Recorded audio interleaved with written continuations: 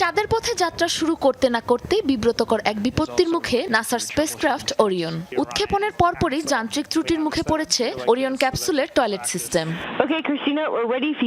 বুধবার মার্কিন মহাকাশ সংস্থা নাসা জানায়, জ্যাম হয়ে গেছে ওরিয়ন ক্যাপসুলের বর্জ্য ব্যবস্থাপনা সিস্টেমের ভ্যাকুয়াম ফ্যান, যেটির কাজ মূলত ওজনহীন পরিবেশ থেকে বর্জ্য টেনে নিয়ে নির্দিষ্ট স্থানে জমা রাখা। অপ্রস্তুত এই যান্ত্রিক ত্রুটি সমাধানে চেষ্টা চালিয়ে যাচ্ছে গ্রাউন্ড টিম।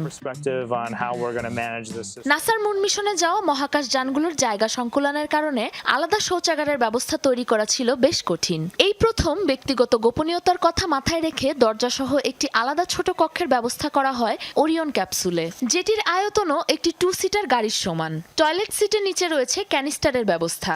চাঁদের কক্ষপথ প্রদক্ষিণ, প্রয়োজনীয় ডাটা সংগ্রহের পাশাপাশি পুরো মিশনে পালা করে ক্যানিস্টারটি বদলানোর দায়িত্ব রয়েছে মহাকাশচারীদের ঘাড়ে। জমতে থাকা বর্জ্য মিশন শেষে পৃথিবীতে ফিরে আসবে প্রয়োজনীয় নমুনা ও মহাকাশচারীদের সাথেই।